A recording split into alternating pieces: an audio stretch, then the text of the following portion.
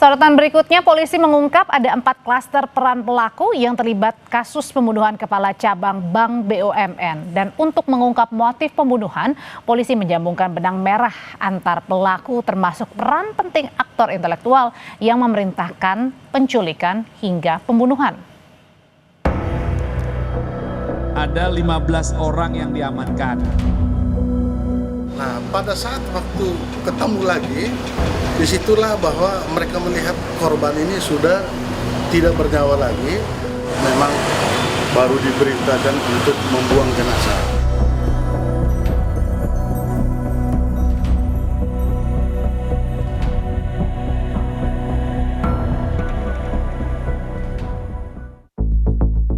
Motif pembunuhan Kepala Cabang Bank BUMN belum juga diungkap oleh polisi.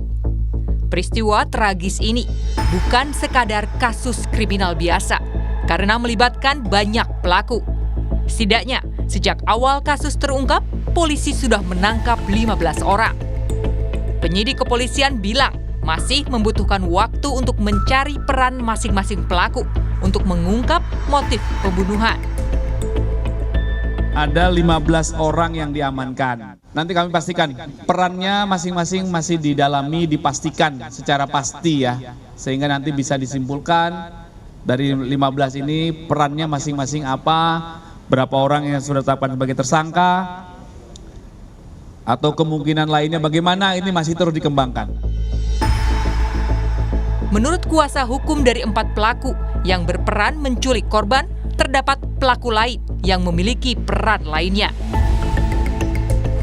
Karena adik kami, Eras ini diminta untuk menjemput paksa.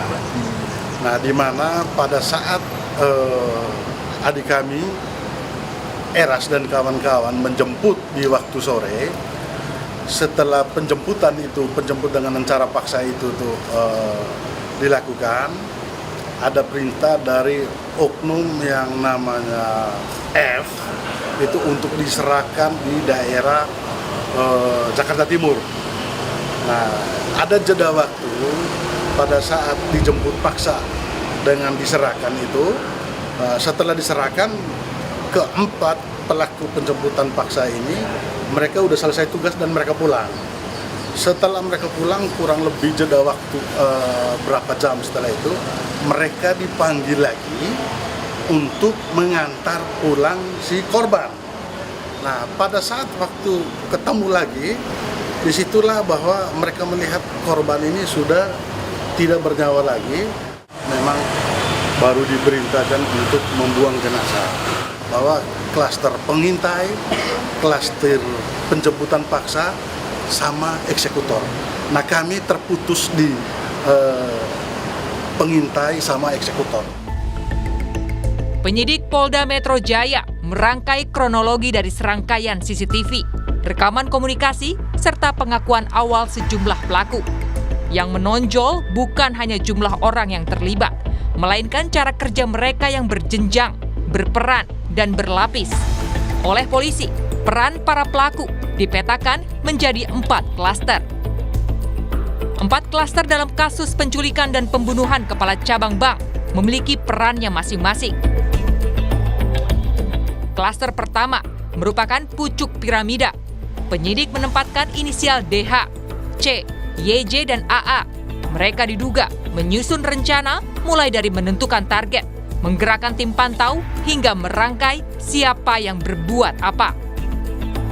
Di lapis berikutnya, ada klaster yang bertugas memantau gerak korban, mulai dari memantau jejak digital dan membuntuti setiap aktivitas korban. Klaster 3 merupakan pelaksana di lapangan yang bertugas menculik korban dan membuang jenazah korban.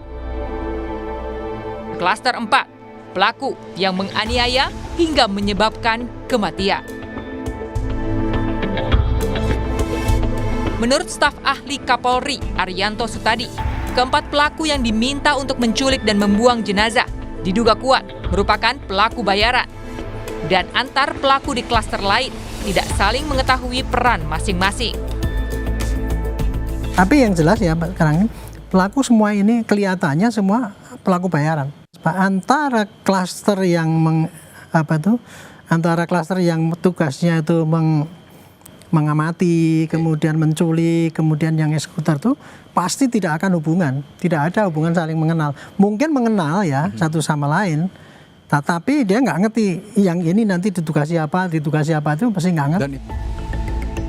Ilham Pradipta, Kepala Cabang Bank BUMN, diculik pada Rabu 20 Agustus 2025 lalu di halaman kantor toko swalayan di Ciracas, Jakarta Timur. Sehari kemudian, jenazah korban ditemukan di wilayah Kabupaten Bekasi, Jawa Barat dalam kondisi tangan dan kaki terikat serta penuh dengan luka. Hingga kini, motif masih ditelisik. Publik masih menunggu jawaban apakah pembunuhan ini dipicu soal bisnis, dendam, atau jalinan kepentingan lain. Tim Liputan, Kompas TV.